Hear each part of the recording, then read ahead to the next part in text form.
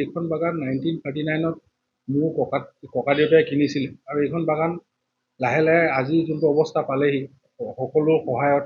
আজি ৱৰ্কাৰখিনি আছে বা আমাৰ ষ্টাফ আছে বা মেনেজমেণ্টৰ মানুহ আছে আজি এটা পৰ্যায় পাইছিলোঁ আৰু আমি নিবিচাৰোঁ যে আমাৰ যোনটো সুনাম আছে বজাৰত সেইটো যাতে কিবা এটা কাৰণত বদনামলৈ পৰিণত হয় আৰু আমি দেখি আহিছোঁ যে নিউজ মিডিয়াত বেলেগ বেলেগ ফ'ৰামত মানুহে কিছুমান কথা কৈছে যোনবিলাক সত্য নহয়। এইটো যোনটো কেছ আছিলে এইটো কেছ 2018ত আৰম্ভ হৈছিলে। কেছটো এইটো সুধিব পাৰে যে কেছটো কেলৈ দিয়া হৈছে। এনেকুৱা মানুহ আমাৰ বাগানত বহুত আছে যোনে কৰ্মৰত নহয় বা এজন কৰ্মৰত বা তেওঁলোক পাৰ্মানেণ্ট নহয়, তথাপিও তেওঁলোকক ঘৰ, পানী যোগান, আজি ধৰি লওক যিখিনি প্ৰয়োজনীয় বস্তু দিব লাগে, ৰেচন পাতি দিব লাগে, আমি চব দি আহিছোঁ। আৰু PLA এক্টখন সাংঘাতিক ডাঙৰ এক্ট, গোটেইখন ফ'ল' কৰাটো বৰ সুবিধাজনক নহয়, কিন্তু যথাসম্ভৱ আমাৰ যিমানখিনি পাৰিছোঁ আমি PLA এক্টৰ গোটেইখিনি বস্তু দিবলৈ চেষ্টা কৰি আহিছোঁ। তাৰ মাজত এই ঘৰ মানুহৰ এগেইনষ্টে কেলেই হ'ল 1988ৰ এখেতৰ দেউতা কৃষ্ণ সিং বোলা মানুহজন ৰিটায়াৰ কৰিলে। ৰিটায়াৰ কৰোঁতে তেওঁৰ পুতেক সুভাষ সিঙে তেওঁৰ চাকৰিটো লয় আৰু লোৱাৰ পাছতো এওঁলোককো চাকৰি সেইটো সময়ত চাগে মই নাছিলোঁ, কিন্তু এওঁলোককো চাগে মানে দিয়া হৈছিলে যে চাকৰি জইন কৰাত, কিন্তু তেওঁলোকে সেই সময়ৰ পৰাই খুব মানে হেৰি এটাত চাকৰি নকৰোঁ, আমি বাগানত কেলে কৰিম বুলি কৈ পেলাই সেই জেগাতে বহি আছিলে। আৰু 2018লৈকে তেওঁলোকৰ এগেইনষ্টে কোনো তেনেকুৱা আইনগত বা হেৰি কৰা হোৱা নাছিলে, কাৰণ তেওঁলোক বাগানৰ মানুহ, আমাৰো কোনো ইচ্ছা নাছিল যে তাৰ পৰা উচ্ছেদিত কৰক বা কিবা কৰক। কিন্তু তেওঁলোকে 2017ত আহি আমাৰ যোনজন মেনেজাৰ এইটো সময়ত আছিলে ৰঞ্জন চক্ৰৱৰ্তী, তেওঁক দা দেখুৱাই আৰু ওচৰৰ আমাৰ বাকী খালী মাটি আছিলে সেইখিনি মাটিও দখল কৰিবলৈ গৈ জেওৰা চেওৰা দি বহুত নানা ধৰণৰ উৎপাত কৰিলে। সেই বাবদ আমাৰ উপায় নাইকিয়া হৈ আমি চাৰ্কল অফিচাৰক এপ্ৰ'চ কৰিলোঁ, আমি পুলিচক এপ্ৰ'চ কৰিলোঁ, কিন্তু ছাপৰ্ট নাপায় আল্টিমেটলি 2018ত আমি কেছটো দিব লগা হ'ল। আৰু কেছটো আমি দিয়াৰ পাছত তেওঁলোকেও কেছটো খেলিছিলে, তেওঁলোকে আজি কৈ আছে যে তেওঁলোকে নটিচ পোৱা নাই বা কিবা এটা, কিন্তু তেওঁলোকে কেছটো সমানে খেলিছিলে আৰু তেওঁলোকৰ এডভকেট আছিলে শ্ৰী জয়ন্ত দেৱ শৰ্মা, আৰু তেওঁলোকে 2020লৈকে কেছটো খেলিছিলে, কিন্তু কেছৰ যিহেতু তেওঁলোকৰ কোনো মেৰিট নাছিলে, সেইকাৰণে 2020 চনৰ 15 ডিচেম্বৰত মাননীয় কোৰ্টৰ অৰ্ডাৰ দিয়ে যে তেওঁলোক কোনো লিগেল ৰাইটছ নাই on the plot of land আৰু সেই লেণ্ডটো তেওঁলোকে খালী কৰিব লাগে। সেইটোক এভিকশ্যন অৰ্ডাৰ বুলি কয়। ত' এভিকশ্যন অৰ্ডাৰ হ'ল 2020ত, তাৰপিছত এভিকশ্যন এক্সিকিউশ্যনটো কেৰি আউট কৰিব লাগে। তাৰ কাৰণে আমি আকৌ এটা গোচৰ কৰিলোঁ, which was title suit TEX4/2021। 2021ত আমি এভিকশ্যনৰ এক্সিকিউশ্যনৰ কাৰণে এপ্লাই কৰিলোঁ আৰু সেই কেছটো ফাইল কৰাৰ চলি থকাৰ সময়তে আল্টিমেটলি এটা জাজমেণ্ট হ'ল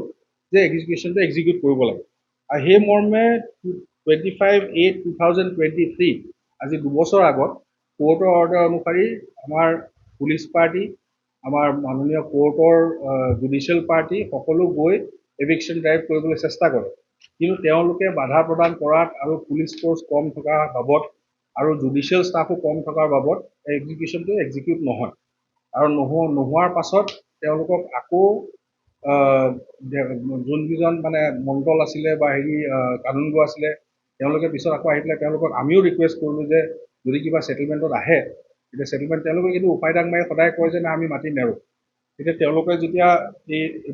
অফিচিয়েল কেইজন আহিছিলে তেওঁলোক তেতিয়াও দা উলিয়াই খেদাখেদি কৰে আৰু সেই অনুসৰি মানে আল্টিমেটলি এভিকশ্যনটো নহ'ল। তাৰপিছত তেওঁলোকে 14 মাৰ্চ 2024ত তেওঁৰ পৰিবাৰ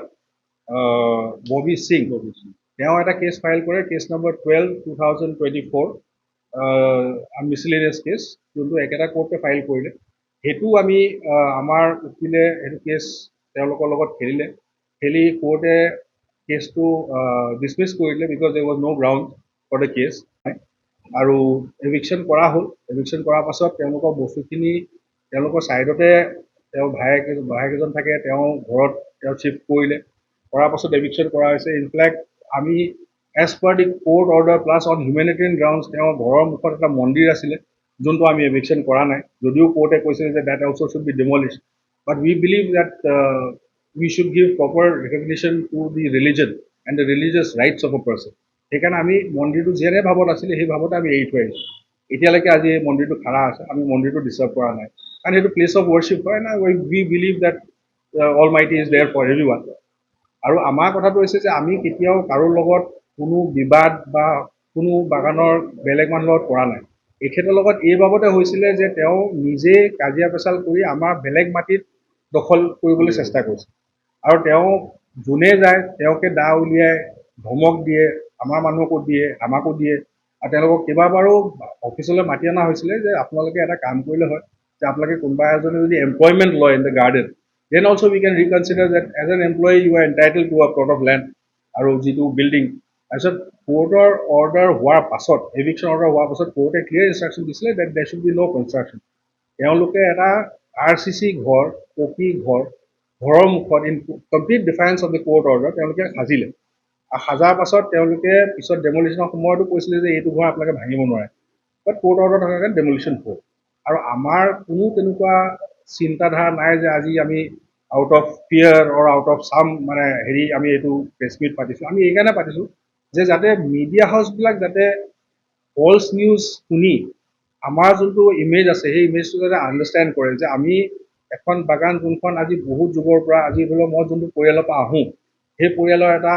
নাম এটা আছে সেই সুনামটো মই নষ্ট হ'বলৈ দিব নোৱাৰোঁ এজ এ মানে মেম্বাৰ অফ দ্য ফেমিলি মোৰ এটা ৰাইট মানে মোৰ এটা ডিউটি আছে towards the family to make sure that মোৰ বাগান বা মোৰ প্ৰপাৰ্টি বা আমাৰ গোটেই যোনটো পৰিয়াল বুলি আমি কওঁ আমাৰ ৱৰ্কাৰখিনি বা আমাৰ ষ্টাফখিনি যাতে এগেইনষ্টে কোনো তেনেকুৱা দাগ নালাগে আৰু সেইটো কাৰণে আজি এইখন পতা হৈছে মই আশা কৰোঁ যে আপোনালোকে আমি যোনটো ফেক্টছ এণ্ড ফিগাৰ্ছ দিছোঁ যোনটো আমি নথি পত্ৰ চব আছে আমি যাক যেনেকৈ লাগে আমি ইচ্ছা কৰিলে আমি কাগজখিনি দিব পাৰোঁ ইনক্লুডিং দি কালি যোনটো অৰ্ডাৰ হৈছিলে মানে 2 তাৰিখে যোনটো অৰ্ডাৰ হৈছিলে সেইটোৰো মই চাৰ্টিফাইড কপি উলিয়াই দিছোঁ আৰু যোনটো তেওঁলোকৰ কেছ মিছলেনিয়াছ কেছ 12 যোনটো হাৰিছিলে তাৰো ডিছমিছেল অৰ্ডাৰটো মই উলিয়াই দিছোঁ অৰ্ডাৰ গোটেইখিনি আছে আৰু মই এইটো বুজাব খুজিছোঁ যে মই যোনটো ফেমিলিৰ পৰা আহোঁ আমি এণ্টায়াৰলি আমি এটা লিগেল ফেমিলিৰ পৰা আহোঁ আৰু লিগেল বেকগ্ৰাউণ্ডৰ পৰা অহাৰ কাৰণে আমি সদায় লিগেল বস্তুটোৱে ফ'ল' কৰোঁ we have never done anything outside the law' আৰু আমাৰ ৱৰ্কাৰখিনি আৰু আমাৰ ষ্টাফখিনিকো আমি কওঁ যে কেতিয়াও ল'টো হাতত ল'ব নালাগে আজি ধৰি লওক আমাৰ নিজৰ